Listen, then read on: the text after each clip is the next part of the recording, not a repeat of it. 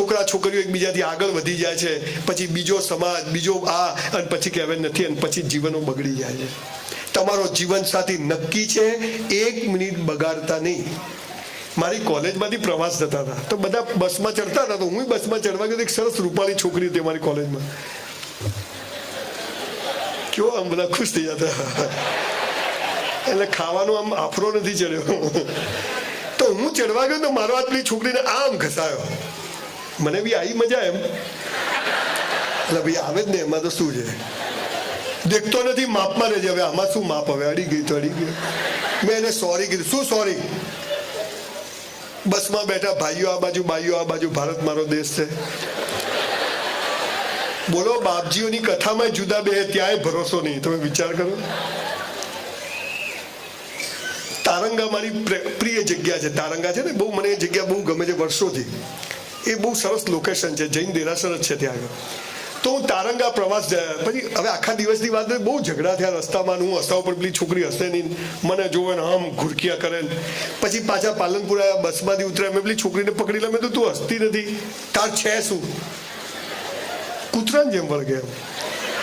એટલે મેં તો તું હસતી નથી, તું તો જેની જોડે લગ્ન કરશે એનું જીવન ધન્ય થઈ જશે. તારી ચિંતા કર, મારી ના કર. બધું જા તેલ લેવા. હું ઘરે આવ્યો, મારા બાપા બહાર જ બેઠેલા. મને કે ક્યાં ગયો તો? મેં તું પ્રવાસ. જ્યાં ત્યાં હેડ્યો જાય છે.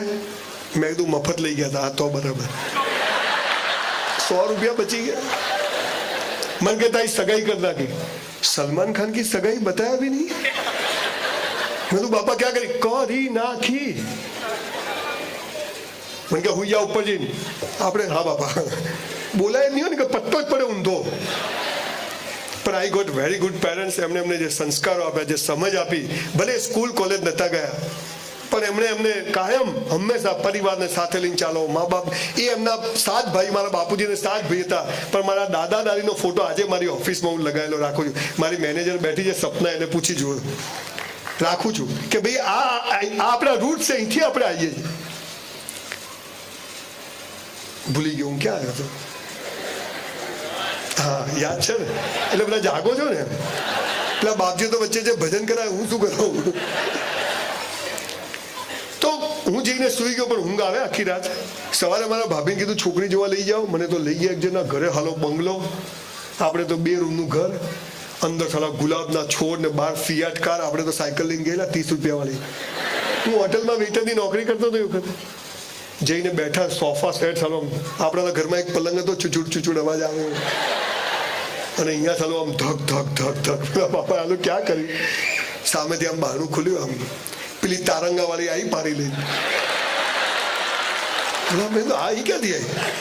2 ગ્લાસ ઠોકી ગયો પાણી. મને કે કેમ આયા છો? મેં તો મારી સગાઈ કરી, છોકરી જોવા. મને કે મારા જોડે જ કરી છે સાહેબ. 32 વર્ષથી હજી મેં બદલી નથી, એ જ રાખી છે સાહેબ. આપ સૌને કહું છું, લગ્ન એટલે શું ખબર છે? તું જેવી હતી, જેવી છે, જેવી હોઈશ. તું જેવો હતો, જેવો છે, જેવો હોઈશ. આપણે સાથે છીએ. આને લગ્ન કહેવાય, બીજો બધો વેપાર કહેવાય. એ મારી વાઈફે મારા ખરાબ સમયમાં મંગળસૂત્ર સુધી વેચી દીધું છે. 100 ચેક, ભલે રેકોર્ડિંગ થતું, આપણને કઈ ચિંતા નથી. 100 રૂપિયાની બેંકની લોન નથી, અને જોઈતી એ નથી. 100 ચેક રિટર્ન 93માં થતા ત્યારે પત્ની સાથે ઉભી રહી. આપણે બધા પૈસા આવીએ છીએ એટલે આપણે બધું ભૂલી જઈએ છીએ. મોબાઈલ અને જીવન સાથીમાં હંમેશા એમ થાય કે રાહ જોયું તો સારું મોડલ મળે. એવું હોતું નથી. આ આપણા સંસ્કાર નથી. મા બાપ ના બદલી શકાય, ભાઈ બહેન ના બદલી શકાય, જીવન સાથી પણ બદલી શકાય નહીં. કેમ કે ઈશ્વર, અરે જો બદલ્યું તો બીજા જન્મમાં એ જ પાછું મળશે. પૂરું કરો, બાકી હોય હિસાબ તો કરવો પડે ને. અમારા એક પ્રોફેસર છે, એમની વાઈફ એટલું ગંદુ બોલે, આમ ગમે તેમ બોલે. મેં સાહેબ 2 લાફા મારતો. નહીં સંજયભાઈ, એટલે સાહેબ તમને પગે લાગ્યા, તમારી વાઈફ તમને ગાળો બોલે. નહીં દેખો સંજયભાઈ, એક વાત સુનો, બહાર લઈ જાઓ બાલ્કનીમાં. તમે જુઓ આ સંસ્કારોને સમજની કેટલી જરૂર છે આજે, અને આવા માણસો પડ્યા છે, અને એટલે આ નોટ આવી છે. શું કહે છે મારા સાહેબ? મને ખબર, ભગવાન ને જબ इस औरत को बनाया तो उसने सोचा होगा कि આ કજિયાખોર બૈરાને કોના ત્યાં મૂકું, તો એને મારા ત્યાં આપ્યું. તો કે હવે એની જવાબદારી મારે સાચવવાની કે નહીં? હું તો લાંબો થઈ ગયો.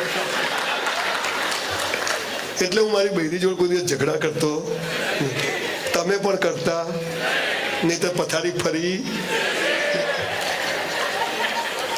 આ તલાક, આ ડિવોર્સ, આ શબ્દો ભારતીય સંસ્કૃતિના નથી, આ સાલા બહારથી આવ્યા.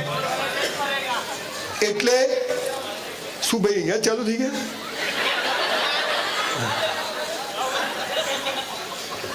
બરાબર છે ને? કહેજો બામણ જ છું હો, ફેર હોતી કાઢશું આપણે.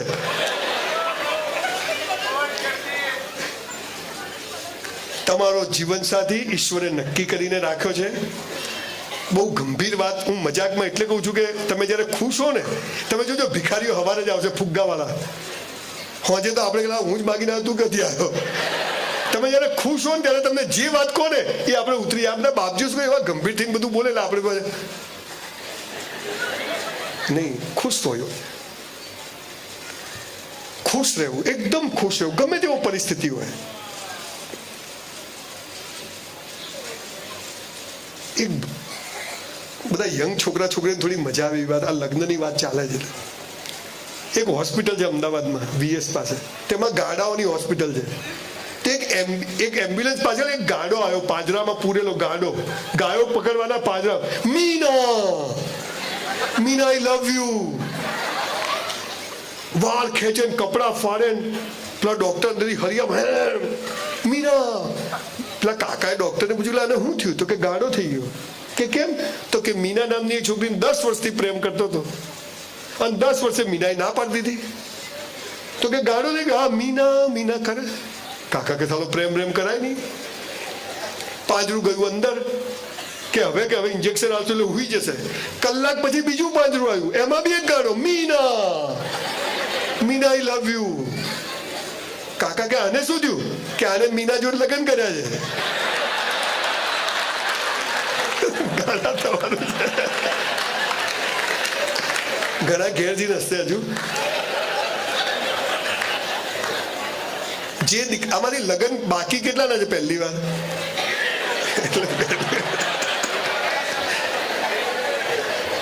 તમને એક ટીપ આપીને જઉં છું, જે મેં મારા દીકરા દીકરીઓને આપી હતી. દાવા સાથે કહું છું, ખોટા નહીં પડો.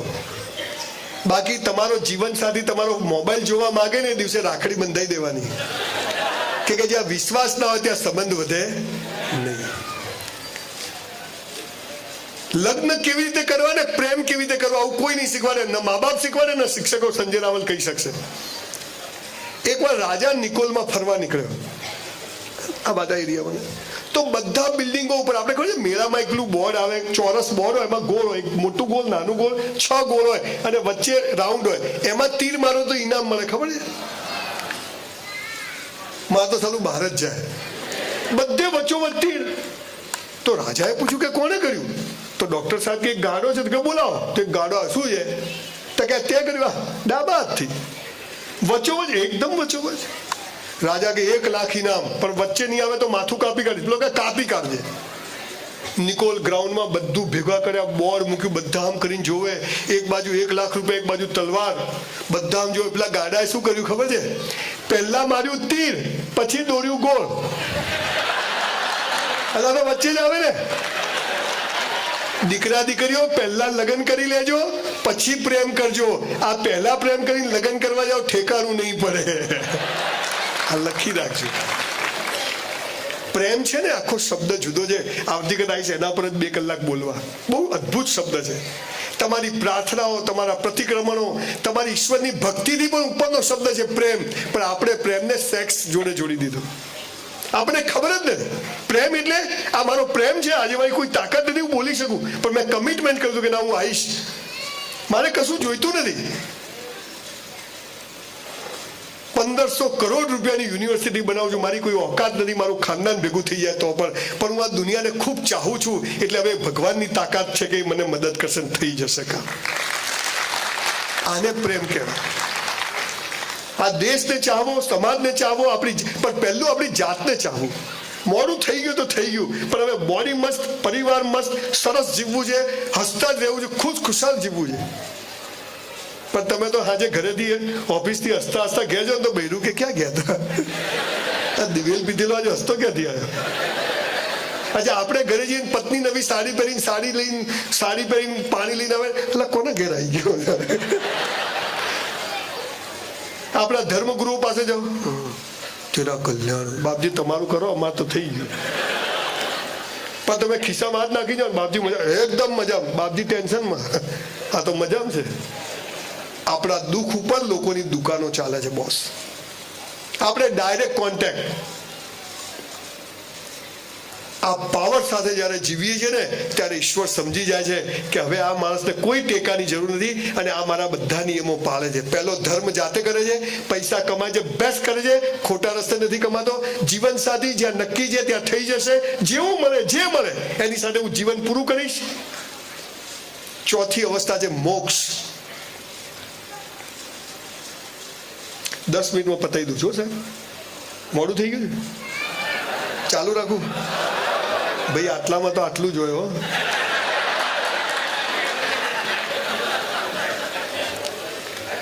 પણ મને બહુ ખુશી થઈ. હું જ્યારે આવ્યો ત્યારે થોડો ડરતો હતો, જે રીતે બચ્ચાઓ ધમાલ કરતા હતા, અવાજ થતો હતો, પણ તમે મને છેલ્લા ઘણા સમયથી આમ બરાબર જાણે વેવાઈ આવ્યા હોય એમ શાંતિથી સાંભળી રહ્યા.